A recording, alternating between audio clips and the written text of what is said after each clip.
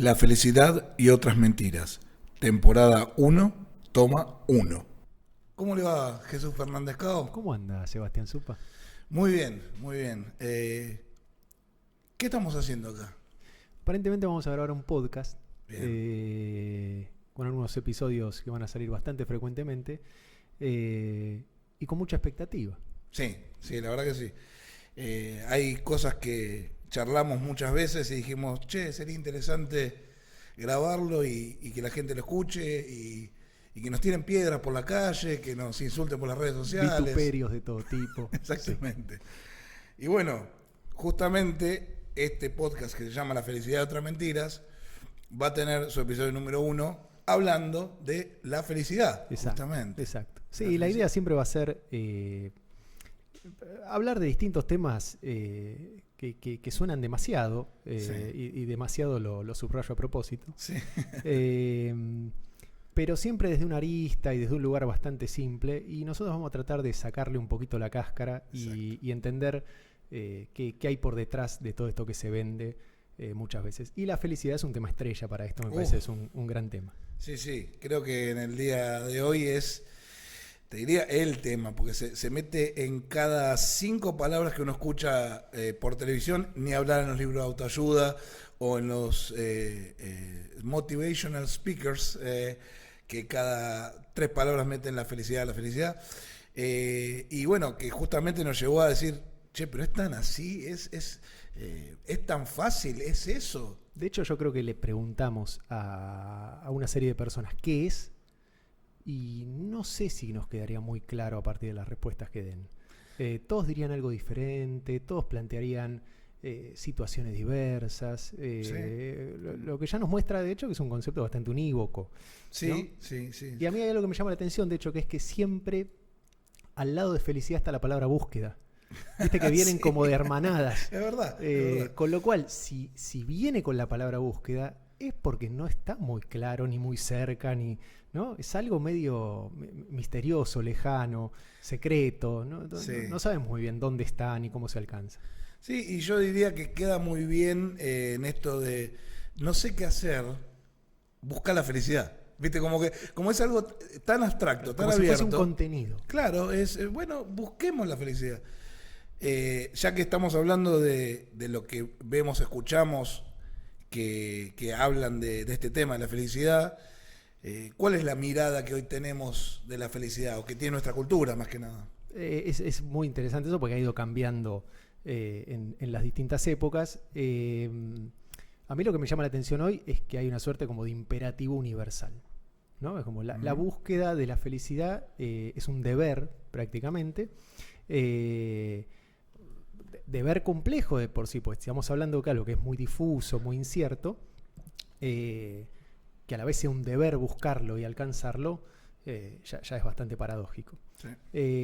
Y que lo llamativo es que genera como una especie de ejército de buscadores de felicidad, ¿no? Está muy bien eso, está muy bien. Sí, es así, que además tienen sus cualidades muy particulares. Están absolutamente preocupados por ser felices, ¿no? Es una gran preocupación. Sumamente pendientes de sí mismos, ansiosos por corregir todo este tipo de defectos y demás, y centrados en su crecimiento personal. Claro. Sí, bueno, tiene que ver también con esta nueva era o esta nueva religión, si la podemos llamar, de la autoayuda y de eso de que lo que importa soy yo. Entonces, si esto me hace sentir bien, está bien. Si me hace sentir mal, no está bien. Que bueno, después lo vamos a hablar un poquito justamente. No, pero es un ejército de narcisistas, absolutamente, claro, es eso. Claro. Y absolutamente potente. Bueno, vos sabés, yo vengo del mundo de la psicología y... ¡Qué mundo! Qué mundo maravilloso. Y incluso a mí me llama mucho la atención cómo los propios procesos terapéuticos se están volviendo, digamos, generadores o potenciadores de narcisistas, ¿no? A ver, explayes un poquito más acerca de eso porque es interesante. Me gustó. Hay muchos modelos de psicoterapia que lo que se están basando es en el crecimiento personal, las necesidades, y esto que vos decías, ¿no? Importa lo que a vos te pasa, no te enganches, soltar, ¿no? Toda una serie de cosas que solo alimentan el narcisismo en una época que el narcisismo está bastante exacerbado. Así Sí. que es peligroso. Sí, estoy de acuerdo porque incluso creo que genera una especie de obsesión, que bueno, también después quizás podemos explayarnos un poquito más acerca de eso, pero por otro lado, creo que esa mirada, esa búsqueda continua de ese tema o de esto, genera justamente todo lo contrario, genera un ejército de gente que aparentemente tiene todo o es feliz, pero que después en el día a día, que es más allá del Instagram, digamos, ¿no? En la foto del Instagram somos todos lindos, nos estamos todos sonriendo, nos queremos todos, pero después en la realidad, yo nunca escuché tanta gente que tomando medicación contra la depresión, tanta gente buscando ayuda terapéutica o de coaching o de los diferentes métodos que hay hoy en día como para mejorar. Entonces es como algo paradójico, ¿no? La búsqueda de la felicidad o mi vida posicionada solo para la búsqueda de la felicidad me trae infelicidad. Absolutamente, absolutamente. Creo que esa es la clave. Entenderlo como un proceso muy paradójico y que nos genera esa sensación además de exclusión, ¿no? Como si estuviéramos fuera de algo. Claro, alguien más está siendo feliz y claro, yo no puedo. Que hay que alcanzar y que yo no puedo. Claro. Ese es mi gran, a veces, debate interno con la autoayuda, ¿no? Que la autoayuda generalmente lo que brinda son una serie de fórmulas, ¿no? Muchas veces universales, además, como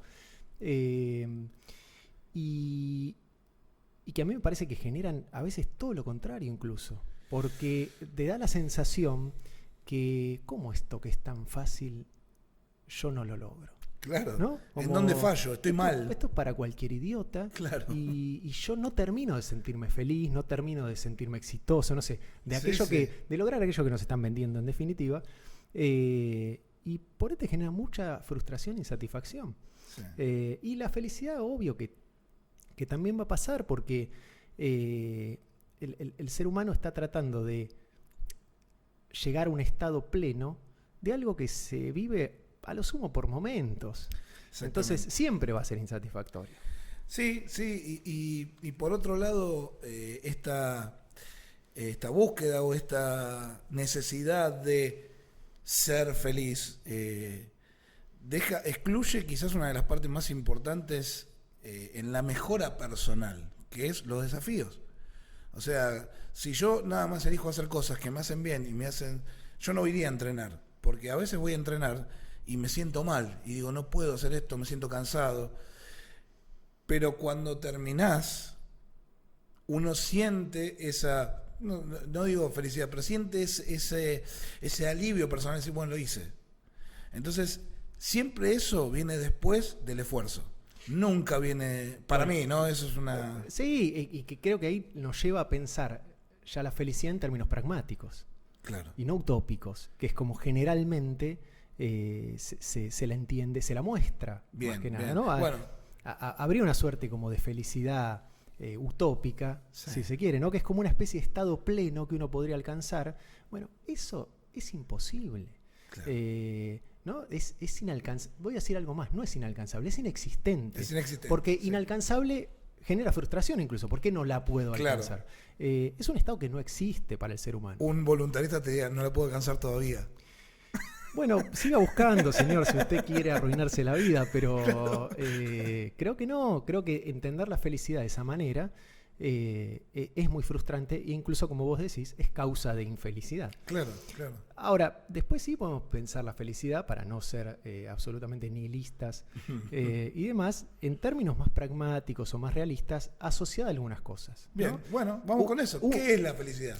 Una es lo que, a ver, si la pensamos en términos pragmáticos, yo creo que se asocia a determinadas experiencias. Bien. ¿No? Una es esto que vos decías recién, la felicidad ligada al logro de algunos objetivos, ¿no? A la realización de un desafío. Generalmente uno cuando consigue o alcanza el objetivo propuesto, tiene una sensación de satisfacción y de plenitud muy grande. De bienestar. Exacto.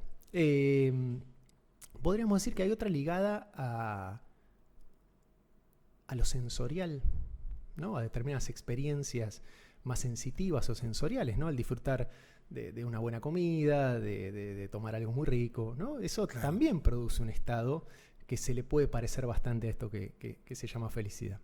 Creo que también hay una que se podría definir como existencial, ¿no? Que es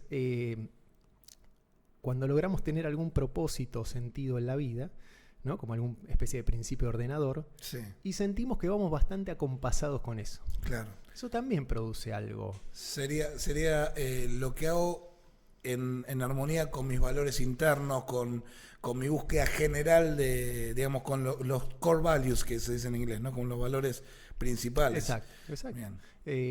Eso en general nos produce un cierto estado de bienestar, bastante estable en el tiempo además, ¿no? Claro. Los ligados a lo sensorial, por ejemplo, son más efímeros, Sí. más pequeños.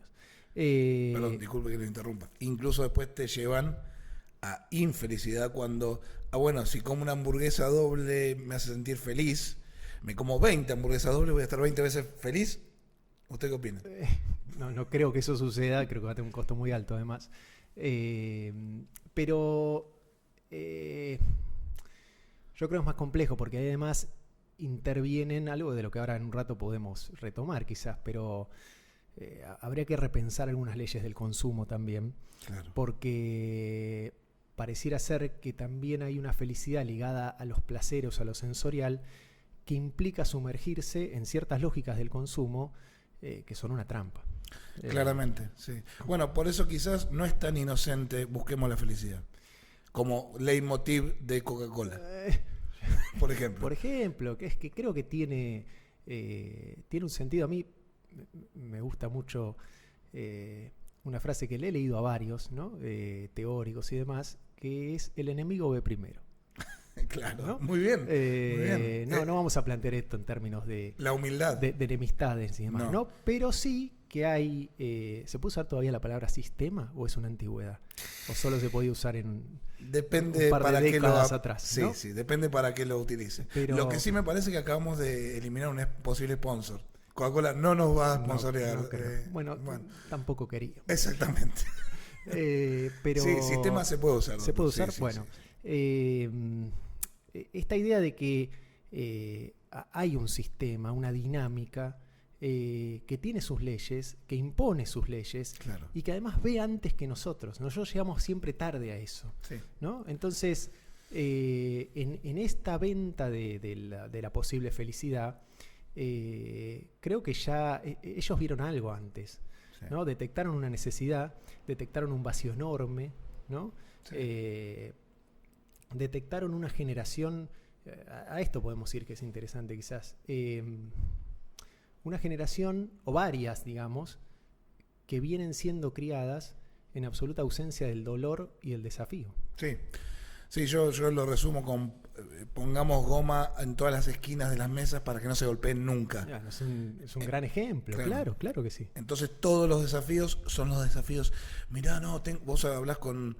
Y no quiero excluirnos a nosotros, digamos, porque sería un poco como hablar de algún pupitre, pero cuando alguien tiene quizás algún problema, que un examen que superar o algo, no, realmente lo ves...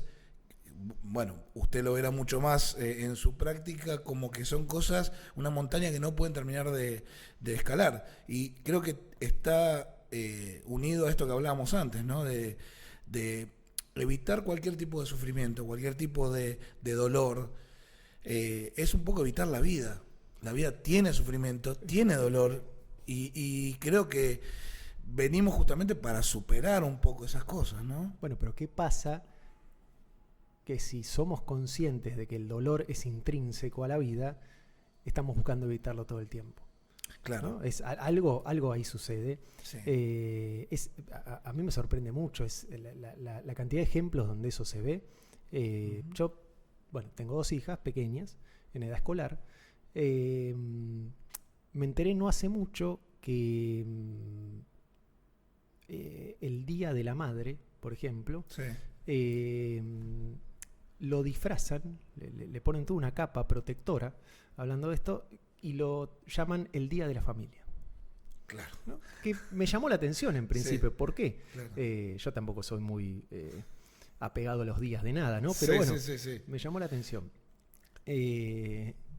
Y la explicación es que, y esto sucede en todos los colegios, no es en el que van las mías. No, es general. De hecho, los medios también lo llaman el Día de la Familia. Bueno. Salvo los que están vendiendo vestidos o carteras. O flores, o perfumes, sí. etcétera.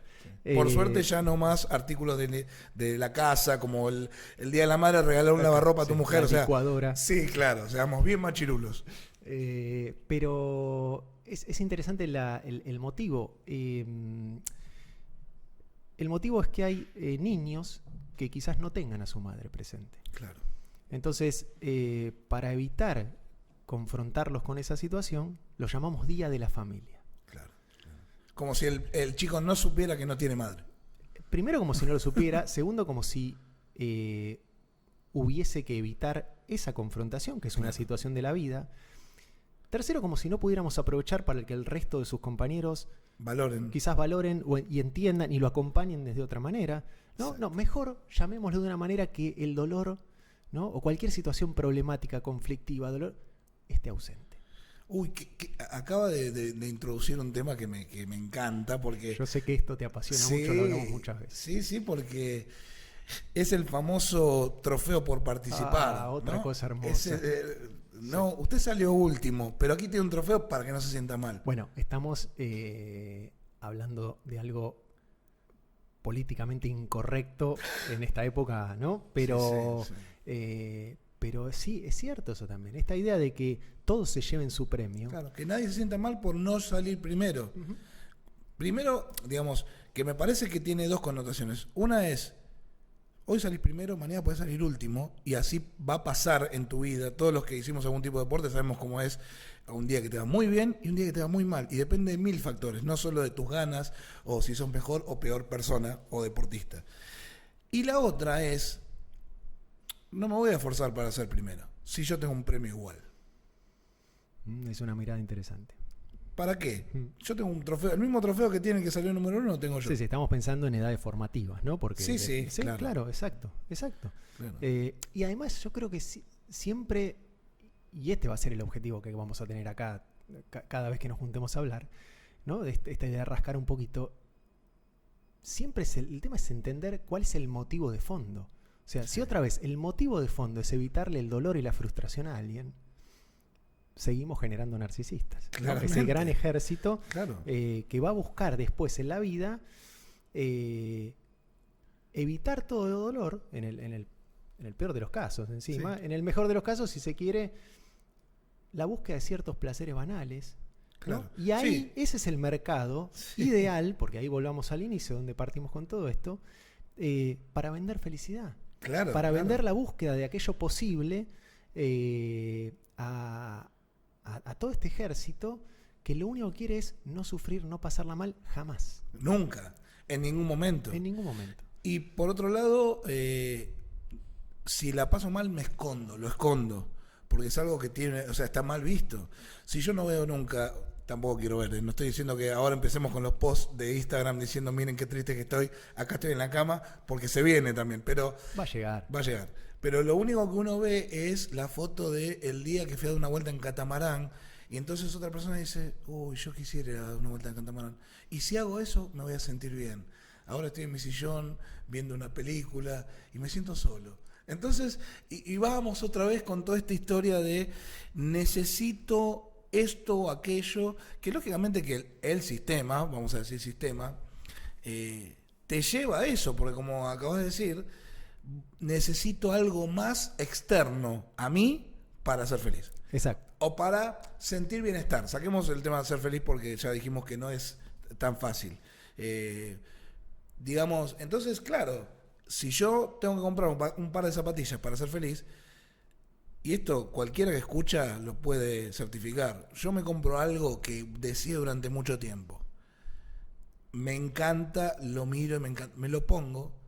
Esa sensación de satisfacción se va yendo con el mes, 2 meses, 3 meses. Después son tus zapatillas. Es que ahí voy a volver al enemigo de primero. Sí. Creo que ni siquiera es un problema nuestro. O sea, la insatisfacción es inherente, somos inabarcables, ¿no? Siempre algo nos va a faltar. Entonces el ser humano tiene una condición de insatisfacción inherente. Sí. Pero hay un aprovechamiento de eso también. O sea, no es que simplemente por el hecho de comprar algo que además es material, al rato la sensación de bienestar que nos produzca se va. Sino que todo, tal como está orquestado, apunta a que eso suceda. Claro. Voy a tratar de ejemplificar esto. Somos más o menos de la misma generación, así que a vos te pasaría lo mismo. Íbamos a comprarnos un jean en nuestra juventud, ¿verdad? Sí. Con mucha suerte a Levi's, ¿no? Y Sí, si bueno. no, sí, y si no, alguna otra de Sí. las 2 o 3 que había, no más. Sí, sí. Y vos entrabas y podías elegir uno negro, Sí. azul oscuro, azul más clarito y medio ya. que para de contar. Ya. A lo sumo tenías uno un poco más ancho, uno un poco más finito. Eso fue un y poco ya después, eso sí, vino sí, después, sí. pero ni siquiera. No. Elegías el talle, nada Claro, más. nada más.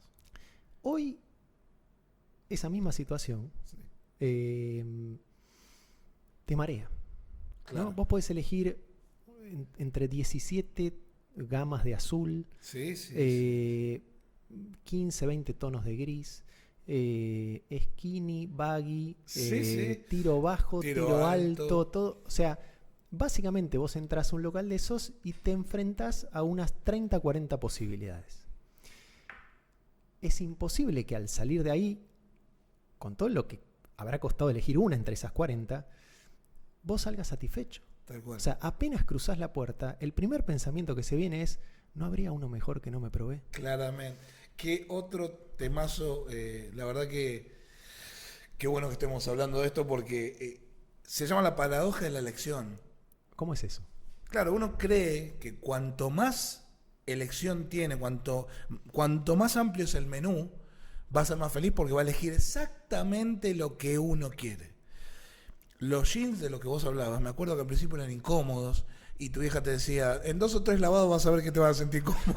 Sí, sí. ¿Se acuerda? Pero eran los jeans. Uno no decía, uy, era el jean que había. Era lo que había para usar. Era lo que había. Esto de también de darnos múltiples elecciones o múltiples opciones para elegir, justamente nos lleva a eso, porque nos lleva a ponernos delante nuestro y decir, ¿qué quiero? ¿Qué quiero? Es como cuando, vuelvo a repetir, uno tiene un menú muy amplio y ahí está sentado en una mesa de 4 y pide quizás lo que mejor vio después de que sufre para llegar, y después el que le traen el de frente dice, eso se ve más rico que lo mío. Claro, es el mismo ejemplo, exactamente. El trasfondo es el mismo. Esto, bueno, creo que es lo que planteaba Eric Fromm, ¿no? Esta idea de que la libertad no puede ser aquello que nos muestran como elegible, Claro. ¿no? Sí, sí. Digo, tiene que ser algo más. Sí. Y nosotros estamos atrapados en este concepto de la libertad, ¿no? De poder elegir entre 2 o 3 cosas. Claro. Bueno, yo creo que eso no es la libertad. Ya hablaremos en otro Sí, sí. de la libertad, no hoy, pero... Qué lindo tema también. Pero bueno, creo que esto es imposible no pensarnos al hablar de felicidad dentro de estas lógicas del consumo, ¿no? Y de lo Sí. efímero. Esta es otra Sí, cuestión, ¿no? sí. Porque no es solo la cantidad de opciones para elegir y esta paradoja que genera, como vos decís, sino que todo es efímero, es descartable, es para un rato.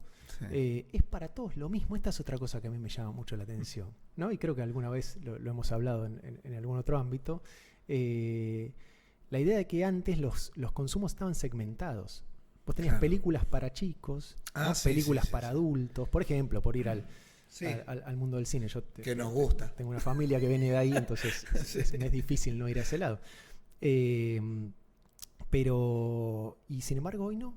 Hoy es para todos. Claro. ¿No? Es como la ropa es para todos. O sea, Todos. está igual vestido un chico de 12 años que un señor de 50. Sí, claro. Eh, La música es la para música todos es también. los festivales. Oh. Cuando dije eso, vi su cara, sé exactamente qué está pensando. ¿Sabés qué estoy pensando? Sí, quizás hipódromo de San Isidro, en unos meses. Sí. Esto, metamos a todos juntos. Todos, ¿no? Con locales de ropa, Sí. food trucks, todo. Es lo mismo los Pixies Sí. bueno, cualquiera. Cualquiera, ¿no? sí, Da lo mismo, sí. es todo lo mismo para todas las edades. Vení con tu hijo, con tu abuela. Sí, claro. Y Y tenemos algo para venderles a todos. bueno, que uno detrás de eso, ¿qué podría haber? Bueno, mirá, qué interesante este concepto tan inclusivo, tan... Yo creo que ahí se están borrando las diferencias en un proceso de asimilación, Claro. donde todo es lo mismo, y cuando todo es lo mismo es nada. Exactamente. Es nada. Exactamente. Entonces la experiencia no llena nada. Esto también, ¿no? Toda la experiencia es efímera. Yo no soy de los que cree que todo tiempo pasado fue mejor, ¿no? No. Ni mucho menos, creo que... Lo que viene es mejor. De hecho, creo que el mundo está mejorando. Un día podremos hablar de eso, ¿no? Claro que sí. Pero la experiencia se ha vuelto efímera. Uno antes yo me acuerdo la aventura de niño de querer tomar un helado. Claro. ¿No? Por lo cual después de la cena de noche había que ir hasta la avenida. Sí. ¿No? Y Era para uno como niño era toda una aventura. Sí, claro. Bueno, ahora no. Lo mismo que el cine, ¿no? El cine, más allá de que la calidad de las películas ha bajado mucho, se volvió un consumo muy efímero, ¿no? Antes también la pantalla, el ir al centro a ver una película, que había toda una serie de cosas alrededor que creo que es lo que le daban valor, más allá de que estuviéramos viendo otra calidad de cine. Sí. Hoy, ¿no? La pantalla pequeña, el verlo en cualquier situación. Sí. Hasta en mi celular. Se ha perdido mucho. Sí, pero es así. Creo que, digamos, podemos señalar quizás una de los objetos de infelicidad mayor. Esto de las cosas que podemos elegir, porque siempre pensamos que estamos dejando algo afuera, siempre pensamos que algo nos queda afuera. Uno no discute con la gravedad. Yo levanto 2 pies y me caigo. Y no digo, mirá, justo levanté 2 pies y me caí, esta gravedad. Es así, la aceptamos. Claro. Y como la aceptamos, convivimos con ella. Hacemos todo lo posible para mantener el equilibrio. Eso es lo que yo hablaba antes del desafío y de superar el desafío. Y quizás, digamos, sea esta obsesión de hoy en día, repito obsesión porque creo que es un tema también, esta obsesión de esta búsqueda, tenga que ver con eso, con no estar mirando qué me falta para ser feliz o digamos que eso está o en mi celular, buscándolo en alguna de las Mercado Libre, eBay, donde uno quiera buscar, o en la serie nueva que voy a ver y cuando se termina siendo la infelicidad, digamos, ¿dónde puede estar? Y yo creo que viene también de esto de buscar superar las... Yo lo veo como la autosuperación. Usted sabe que yo soy un cultor de la autosuperación, que no tiene que ver con la autoayuda, sino con la autosuperación. Y el sentido de llegar a algo pero también es efímero. También es efímero. Cuando uno llega a un objetivo a veces, digamos, tiene que haber un equilibrio. Es quizás. Que creo que depende de dónde esté establecido. Esto alguna vez hablaremos de objetivos también, claro, ¿no? Pero depende de dónde esté establecido el objetivo. ¿No? Yo creo que hay objetivos planteados quizás desde un lugar que tiene que ver con esta idea del sentido, del propósito más amplio y demás, claro. Que no revisten esa cosa efímera al alcanzarlo. Claro. Ahora, si el objetivo, otra vez, ¿no? Está comprado de afuera. Sí. ¿No? Bueno, quiero comprar este auto, es un objetivo que te lo venden. Va a durar un rato. Claro. Va a durar un rato. Ahora, si eso tiene que ver con un propósito más amplio, con un sentido, con algo más existencial, me parece que tiene otro peso después. Sí, y claro. Sí ayuda a un estado de bienestar un poco más profundo y mayor. Quizás. Sí, pero ahí es interesante. Y también, como acabas de decir, lo vamos a tratar en otro podcast. Que es qué objetivo, ¿no? Y lo mencionaste antes. Cuando está alineado con algo que es más fundamental, que tiene que ver con mis valores principales, y el conocimiento, porque aparte para conocer los valores que uno tiene, se tiene que examinar. Un proceso de autoconocimiento profundo. No es que yo me levanto y digo, no, mis valores son, no. porque todos creemos que tenemos ciertos valores, pero después en la acción, en la vida diaria, nos lleva a elegir por A o B, y ahí están los valores realmente, ¿no? No en lo que digo que hago, sino en lo que hago. ¿No? Claro. Entonces, creo que es interesante. Pero bueno, quizás también estaría bueno ver esta justamente obsesión. La obsesión por esto. La obsesión, la búsqueda final de la vida es la felicidad. Es algo, digamos, que lo he escuchado más de una vez, ¿eh? Sí, Tu objetivo en la vida es ser feliz. Escuché.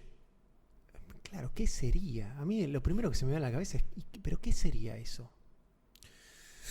Y bueno, ahí es donde empezamos con otra vez, vamos a ir para atrás y revisar todas las cosas que hablamos, traerlo nuevo, porque yo creo que la felicidad es estar en una playa o no hacer nada. ¿Cuántas veces? Yo desafío a cualquiera a pensar felicidad. Tengo 100 millones de dólares, entonces estoy patas para arriba en una playa tomando un mojito. Mira, y dice, esto es felicidad.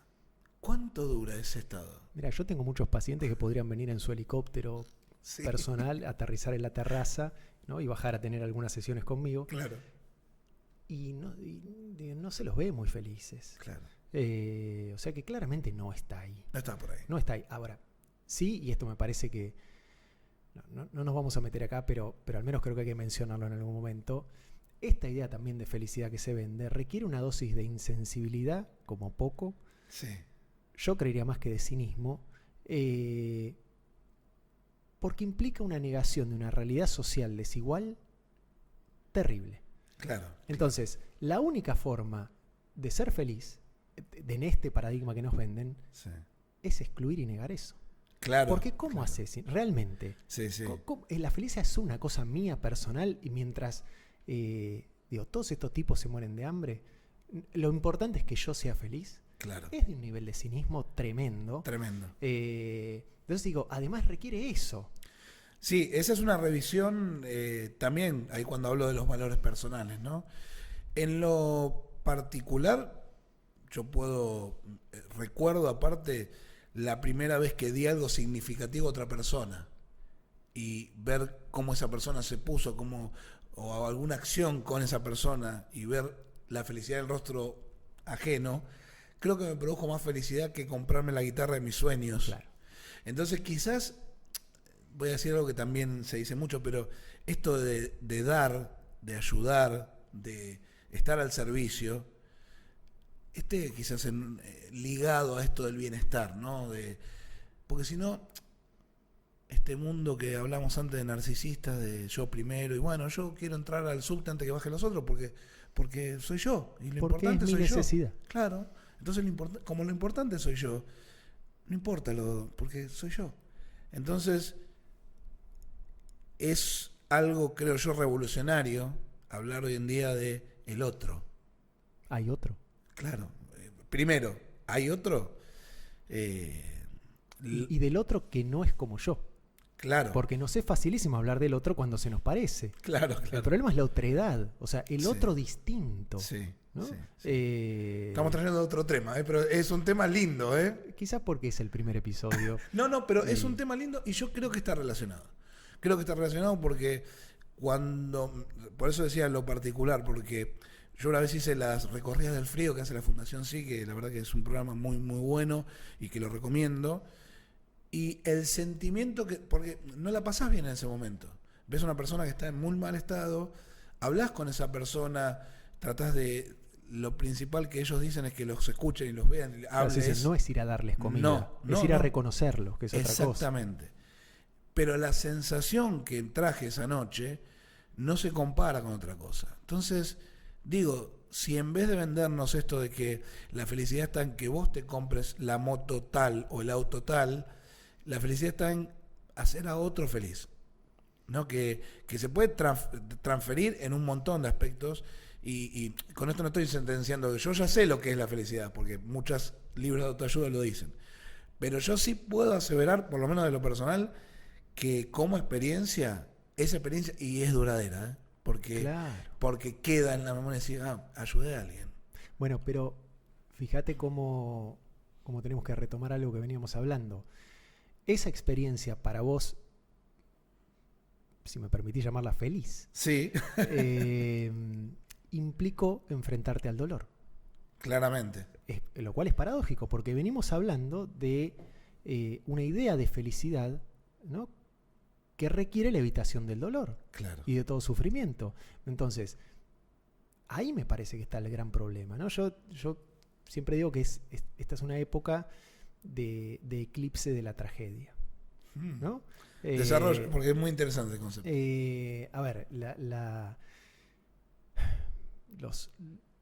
los expertos en esto han sido los griegos, ¿no? Claro. En primer lugar, que entendían la tragedia como la limitación para las acciones humanas, ¿no? Digamos, el ser humano y su accionar son limitados, ¿sí? Y hay límites que no pueden ser cruzados, Claro. ¿no? Porque eso tiene un costo. Para ellos, lo que hicieron de manera maravillosa es transformar todo eso en una serie de historias y relatos, ¿no? Donde a través de simbolismos poéticos y políticos, porque eran profundamente políticos, claro, además, enseñaban a vivir en lo trágico. Claro, ¿no? claro. Y para ellos, bueno, la transgresión de los límites a las acciones humanas implicaban un castigo de los dioses, ¿no? Sí, sí. Eso, casi siempre estaban relacionados con eso, ¿no? Exacto. Entonces, abro la caja de Pandora y bueno, ahí podemos seguir. A nosotros nos llega esto, ¿no? Toda esta mitología griega, pero básicamente para ellos tenía esa función. Bueno, esta idea de lo trágico como limitación de las acciones humanas, podríamos decir que de la revolución industrial hacia acá, ¿no? Progresivamente se ha ido borrando, ¿no? Claro. No hay límite para las acciones humanas. Sí. Ese es un sentido de lo trágico que se borró. Y el otro, que para mí también es importante, es, si se quiere, no sé, tendríamos que pensarlo en términos de lo trágico según lo planteaba Unamuno, por ejemplo, ¿no? Lo trágico como conciencia de la finitud, ¿no? Es decir, bueno, claro, nos vamos a ir. Esto se va a terminar. Se va a terminar. Entonces, sí. Nacemos sabiendo una cosa por cierta, que vamos a irnos en un punto. Entonces la vida es trágica. Claro, claro. ¿no? Claro. Porque va a terminar, porque tiene un final. Y esto también se busca borrar. Yo creo que sí, a ver, si el sistema pudiera, vamos a volver a hablar de esto, aboliría la muerte. Bueno, sí, sí. No como hecho, que ojo, viene trabajando en eso. Sí, sí, claro. Pero como idea, seguro. Claro. ¿No? Porque pregunto yo, ¿qué sentido tendría muchas de las cosas que hacemos si tuviéramos esa conciencia mucho más cercana? Claro, tal cual. Bueno, es que lo que nos sucede cuando alguno que ha pasado quizás o tenga a alguien cercano con alguna enfermedad que la cosa se está acabando y es real, las cosas tienen otra connotación. Todo se ve desde otro lugar. Todo se ve de otro lugar. ¿No? Siempre me parece interesante la gente que trabaja en cuidados paliativos, por ejemplo, Claro. ¿no? que básicamente eso, acompaña a las personas en ese último trayecto hacia la muerte, Sí. ¿no? Siempre documenta que la gente habla por lo general de dos grandes cuestiones, ¿no? Respecto a lo que implicó la vida y aquello que le duele de la vida, ¿no? Primero es no haberle dicho a otras personas lo que representaban para ellos. Claro, sí. ¿No? Y en segundo lugar es no haber sido fiel a lo que querían. Claro. O fieles a lo que querían en algún momento de la vida. Sí, sí. Sí. Entonces digo, quizás cuando pensemos la idea de felicidad, habría que revisar estas dos cositas, que parece que se ven más claras en el final, ¿no? Sí, muy bien. Y si tuviéramos más cerca este sentimiento trágico de la vida, como decía Unamuno, creo que lo podríamos ver todo el tiempo, no solo en el final. Es real y te digo más, es una de las técnicas que yo aplico, digamos, en mi versión coaching, digamos, cuando hago mi versión de coach, cuando algún cliente no puede identificar qué quiere hacer. Yo muchas veces me encuentro con gente que me dice, estoy haciendo esto, no estoy feliz, ¿qué quiero hacer?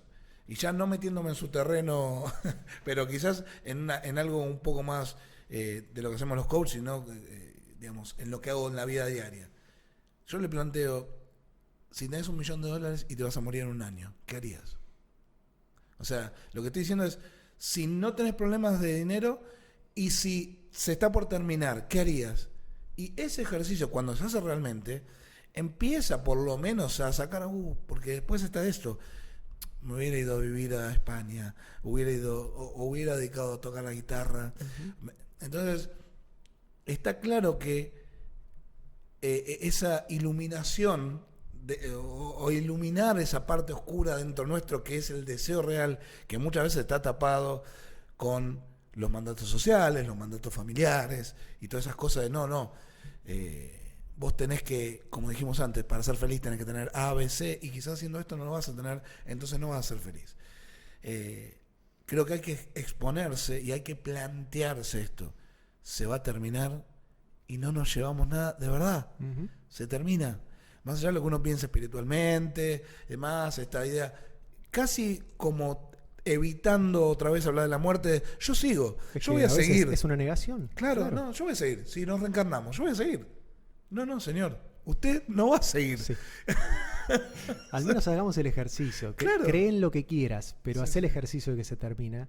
Porque creo que esa idea de la finitud nos conecta con nuestro costado más vulnerable. Claro. Digamos. Y creo que hay cosas que hay que pensar, insisto, sin excluir el dolor, sin excluir la vulnerabilidad, ¿no? Porque si no eclipsamos la tragedia. Y yo creo que la única solución que tenemos frente a esto es volver a la tragedia, volver al héroe.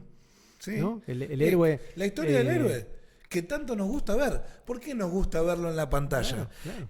El tipo que de repente pierde todo y supera eso y vuelve y salva al mundo. Sí, la redención. Claro, porque además la historia héroe, bíblica antes era Jesús y después, cambiamos, ¿no? Pero la historia es la misma. El héroe sufre, ¿no? Claro. Y eso ha cambiado mucho también. Hoy, a ver, si querés, no es que no hay tragedia, ¿no? La tragedia se ha banalizado, sí. ¿No? Hoy, en el cine, en la literatura, ¿no? En todo aquello que nos muestra alguna historia trágica, ya no es con el fin que tenían los griegos en su entonces, ¿no? Es moral, ¿no? Claro. O sea, la tragedia, ¿cuál es? Los buenos, ¿no? De este lado estamos los buenos, y de aquel lado está el mal, claro. ¿no? Y eso es lo trágico. Y eso es una porquería. Sí, una porquería moralista que no tiene ningún sentido. O sí lo tiene, pero digo, a los fines de otra cosa que no vamos a entrar ahora. Sí, no vamos a volver a hablar del sistema. No. En realidad vamos a hablar todo el tiempo. Pero, sí. No podemos no hablar. Es que es pensarnos dentro de eso. Claro, ¿cómo no? Entonces creo que hay que volver a lo trágico en ese sentido y construir algo desde ahí. Sí. No por fuera de eso, porque no estamos fuera de eso. No. Y quizás pensar en esto está claro y es así, la tragedia y lo dificultoso y lo que nos duele, el esfuerzo, el pasarla mal, el sentirte cómodo pasándola mal, porque la vamos a pasar mal en un momento u otro. Y eso no habla mal de nosotros, eso es la vida. Eso habla de nosotros. De nosotros. Claro. Nosotros venimos acá para eso. Duele crecer, te duelen las piernas, sentís fiebre cuando sos pequeño, después cuando sos un poco más grande, aprender algo generalmente viene después de una pérdida, de un dolor, de una falla, de algo que sucede, que nos hace mejores. Para hablar de frases comunes, como dicen, ningún mar calmo hizo ningún marinero, y es así, claro. Es sentirse cómodo con los problemas y los desafíos, y que sean parte de la vida, aceptarlos como parte de lo nuestro, y por otro lado, tomarlos como desafío. Creo que se va a hacer todo mucho más fácil si empezamos a encarar la vida desde ahí. No sé si feliz o no feliz, pero por lo menos funcional al mundo que vivimos, no al que soñamos que vivimos. Claro. Porque ese es otro, ¿no? Es esto de no, debería ser así. Yo muchas veces escucho gente, pero esto debería ser así. Sí, pero es un mundo que no está. No es el mundo. El mundo este es trágico, hay dolor, es injusto muchas veces, y es el que tenemos. Hay que funcionar en este mundo. Uh-huh. Entonces es imposible ver la felicidad o cualquier tipo de bienestar negando todo esto. Negando... Sí, porque es una negación. Es la realidad, sí. Es eso. Sí, yo creo que hay que borrar esta idea de felicidad, uh-huh. Y pensarlo desde la inclusión del dolor, de lo trágico, porque si no eso vuelve además. Claramente, Eso, no, bueno. como es imposible Sí, correrlo, sí. ¿no? A mí algo que llama mucho la atención. Vivimos quizás hasta el momento la época más segura de la historia de la humanidad, Claro. ¿no? Sí, no estamos dentro de la cadena alimenticia. O sea, salimos a la calle y no viene un león a querer comernos. No tenemos depredadores, Claro. no hay grandes... los desarrollos de la medicina nos protegen de morir de una simple infección Claro. a los 20 años. Sí. La expectativa de vida es alta. No hay grandes guerras como en el siglo pasado. O sea, es un contexto bastante seguro. Esto no quiero decir que no pasen cosas, obvio Sí, que pasan, claro. pero cuando lo comparamos con la historia completa de la humanidad, vivimos un contexto seguro. Claro. ¿Sí? Ahora, en ese contexto seguro, nos aterra todo. Sí. Otra paradoja, ¿no? Es como vivimos aterrados, ¿no? Sí, sí. Y yo creo que ese terror, ¿no? Y la incidencia, como vos decías al principio también, es la incidencia cada vez mayor de trastornos del estado de ánimo, de Claro. episodios de pánico, ¿no? Bueno, yo creo que todo eso es ese dolor y ese sufrimiento que tratamos de excluir y vuelve de diferentes maneras, nos va a perseguir todo el tiempo. Siempre. Entonces, más vale entender nuestra condición de vulnerables, ¿no? Más vale entender que la felicidad, como se plantea, no es posible, básicamente porque además la mente humana es un gran anticipador. Sí, ¿no? sí, A diferencia de cualquier otra especie animal, ¿no? Nosotros, no sé. De ahí viene la preocupación, ¿no? Exacto, preocuparse, ¿no? Nosotros, cualquier especie come cuando tiene hambre. Nosotros ya podemos pensar en el asadito del fin de semana. Sí, sí. Bueno, eso es porque nuestra mente anticipa, Sí. ¿no? Básicamente esto planteaba un tipo muy interesante, se llamaba Daniel Dennett, que se dedicaba a filosofía de las ciencias, ¿no? Que decía que la mente en definitiva es como un generador de expectativas, ¿no? Claro. Que pasa la mayor parte del tiempo procesando la experiencia para tratar de descubrir lo que está por venir. Claro, ¿no? claro. Entonces digo,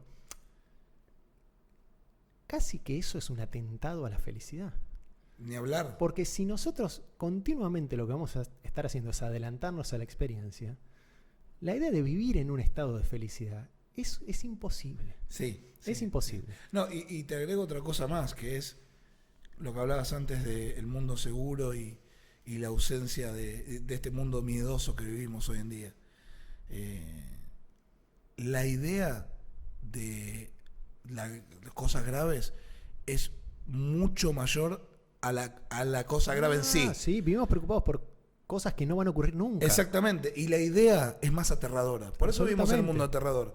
Por eso la gente y mucha de esta gente que vive hoy en día, que son testigos de lo que pasa, que hacen otros, digamos, y constantes juzgadores, lo que yo llamo la gente que está en la tribuna, que dice, no, pegala así, pero nunca le pegaron una pelota.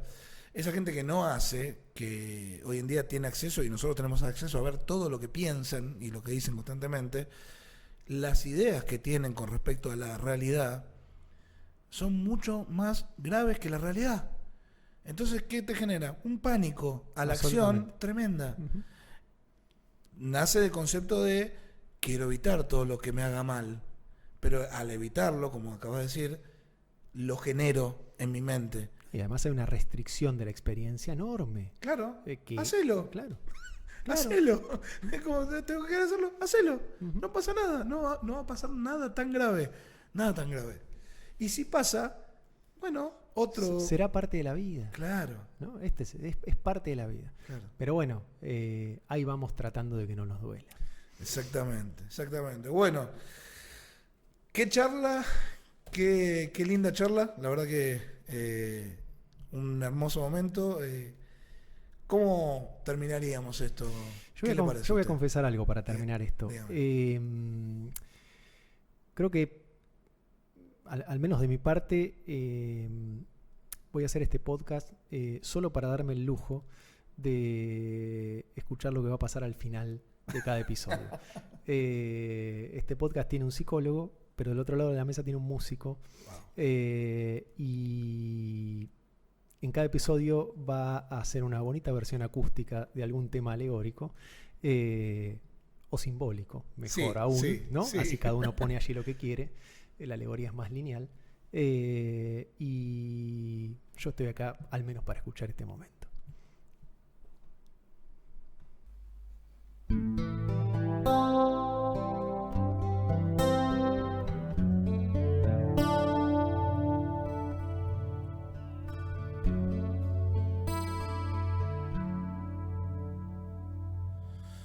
Antes nunca estuve así enamorado, no sentí jamás esa sensación. La gente en las calles parece más buena,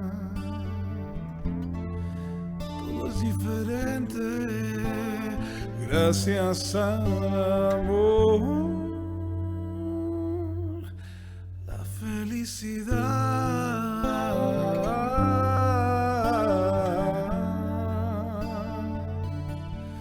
de sentir amor,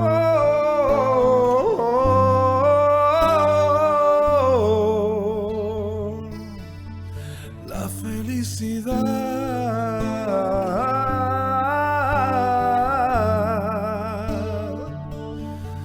me la dio tu amor.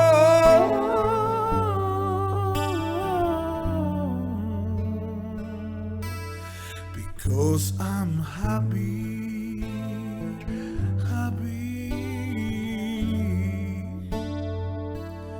Because I'm happy, clap along. If you feel like the room without a roof, clap along. If you feel like happiness is the truth, clap along. If you feel like happiness is the truth, clap along. If you feel like that's what you wanna do, because I'm happy.